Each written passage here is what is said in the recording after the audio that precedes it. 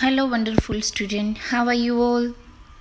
Today we will study First Flight, another poem, A Tiger in the Zoo. This poem is written by Leslie Norris. This poem contrasts a tiger in the zoo with the tiger in its natural habitat.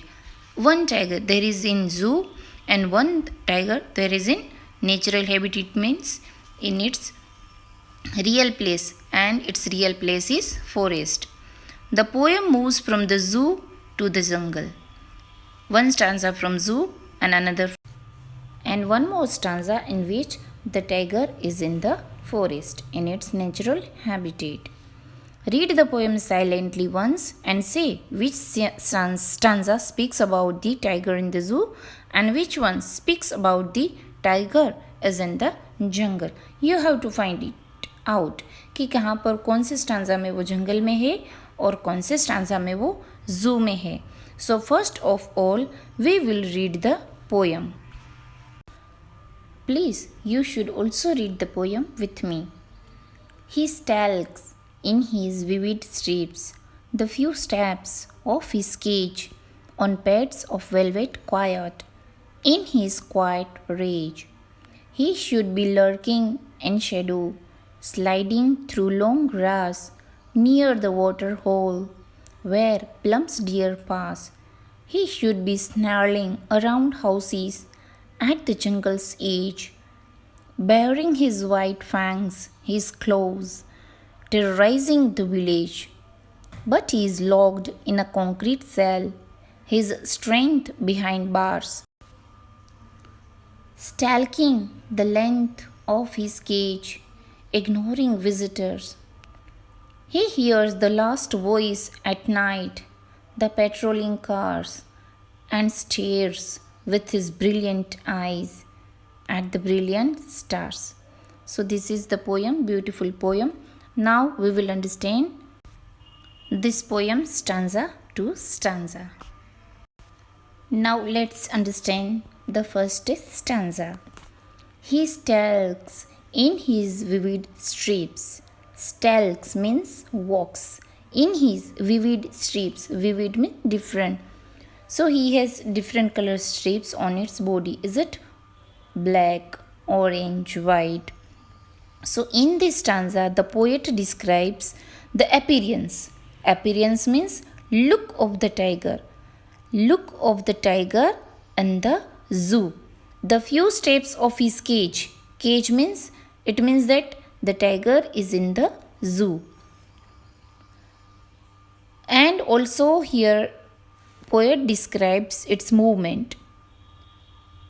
He says that the tiger moves up and down of his cage. The strips on its body can be distinguished, even seen from far, as they are darker in the color than the rest of its coat. The tiger walks quietly without moving a sound because of his smooth velvet pads. When he is moving, no sound could be heard because he has pads like velvet quiet. In his quiet rage, the tiger is able to walk only few steps, है ना, क्योंकि कुछ steps वो कर सकता है because it is in a zoo. It covers that distance in a few mere steps only. Mere means only few steps में ही वो केज को कवर कर लेगा. The tiger is full of anger but he suppressed. अपने गुस्से को छुपाता है because he knows that he is helpless here. क्योंकि उसको पता है कि वो वहाँ पर हेल्पलेस है, क्योंकि वो केज में है, बंधा हुआ है, उस पर बंधन है. So first stanza is saying that the tiger is in the zoo, the tiger is in the cage. Now let's see the second stanza. He should be lurking in shadow, sliding through long grass near the water hole where plump deer pass. He should be lurking.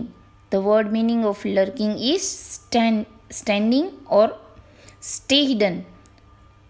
पीछे छुपकर रहना. So he should be lurking in shadow.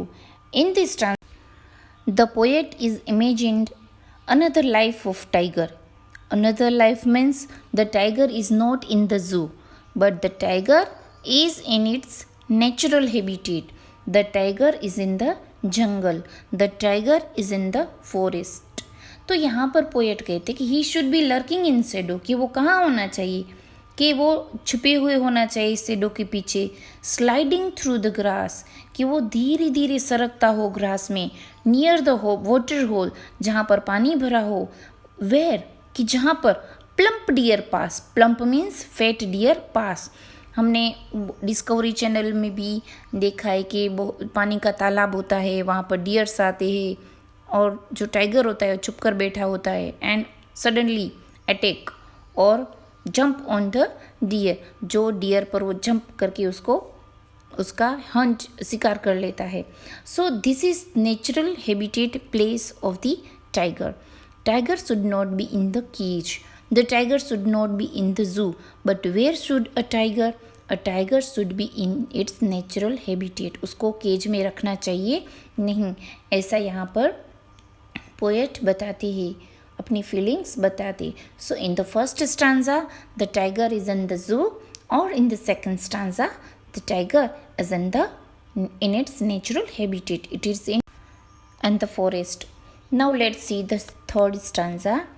He should be snarling around houses at the jungle's edge, baring his white fangs, his claws, terrorizing the village.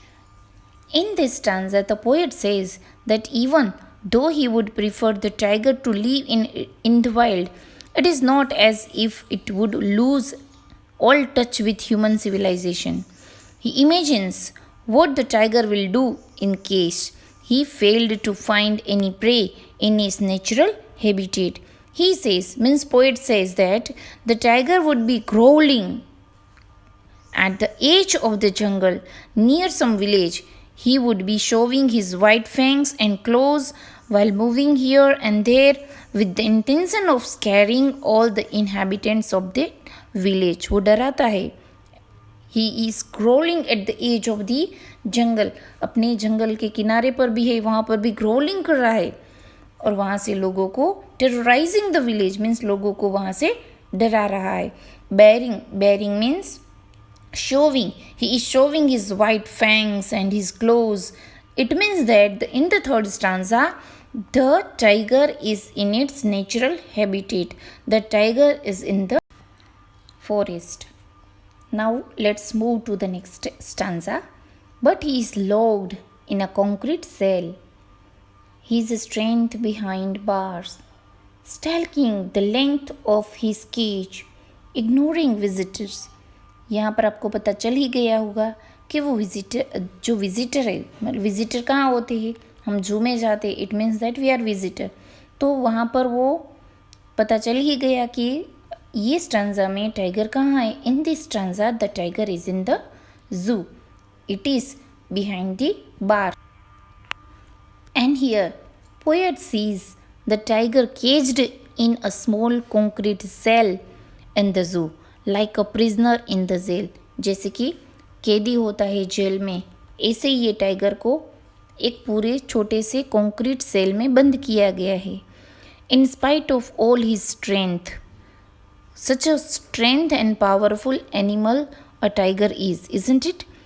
But now the tiger is imprisoned behind the bars and the tiger is helpless.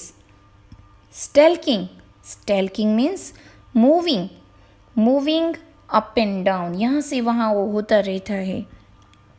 In the cage. And here the visitor disturbed, but it ignores the visitors. They do not pay attention to the visitor. वो लोगों को देखता भी नहीं है. So here poet again कहते हैं कि कितने पावरफुल एनिमल को हेल्पलेस बनाकर इम्प्रिजन्ड कर दिया है एक छोटे से कंक्रीट सेल में, जो कि वो गलत है. And here poet feels a really pain for this wonderful creature. Now let's move to the last stanza. He hears the last voice at night, the patrolling cars, and stares with his brilliant eyes at the brilliant stars. So he is listening the patrolling car's voice. Again, the tiger is in the zoo. So in this stanza, the poet describes about the daily routine of the tiger. ये उसकी daily routine है. He hears the last voice at night.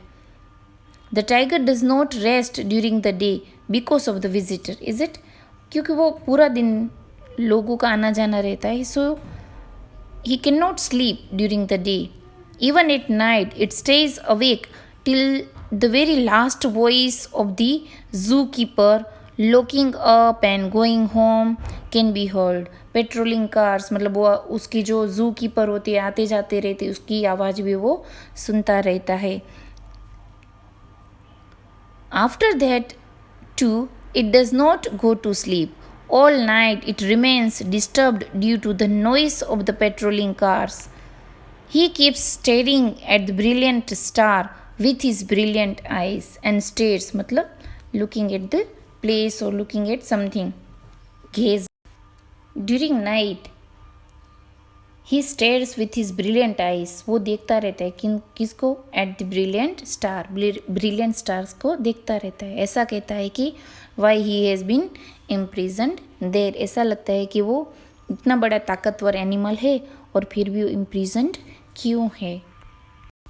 So this poem contrasts a tiger when it is in the zoo or in its natural habitat. Natural habitat means when the tiger is in the forest. Now student, let's talk about the rhyme scheme of the poem. So in the first stanza, the last word are strip, sketch, quite, reach. So the rhyme scheme is A, B, C, B.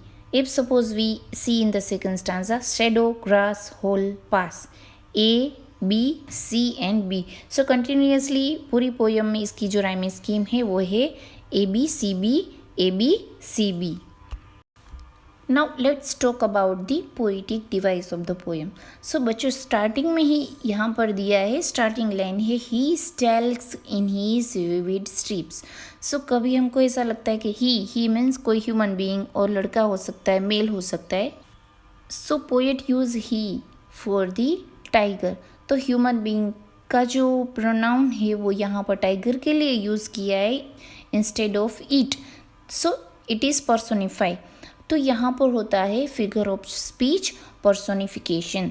तो ये एक figure of speech है जो poet ने use किया है, personification.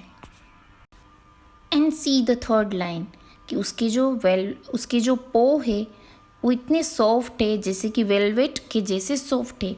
तो यहाँ पर लाइक और एज ऐसा बिना यूज़ किए हुए डायरेक्टली बता दिया है, तब वो पोइटिक डिवाइस हो जाती है मेटाफर. मेटाफर मीन्स कि कभी कभी कंपैरिजन में लाइक और एज बिना यूज़ किए हुए बताते हैं, तब वो फिगर ऑफ स्पीच होता है metaphor. Like camel is the ship of desert. तो यहाँ पर डायरेक्टली बता दिया कि केमल है वो शिप है किसका? डेजर्ट का. तो यहाँ पर होता है metaphor. And also see in the first stanza last line in his quiet rage. Quiet is also adjective, rage is also an adjective. दोनों एग्जेटिव को एक साथ यहाँ पर यूज़ किया है. और दूसरी बात देखते हैं कि दोनों ऑपोजिट है. क्वाइट मतलब शांत और रेज मीन्स एंगर. तो दोनों को एक साथ, दो एग्जेटिव को एक साथ यूज़ किया, that is oxymoron. I am giving you 3 question and answer of this poem. First question is describe the tiger and the zoo. Second one, where should tiger have been according to the poet? Third one, what is the theme of this poem? So these 3 question and answers I am giving you. You have to write in your notebook. These question and answer are only 30-40 words. Thank you and have a nice day.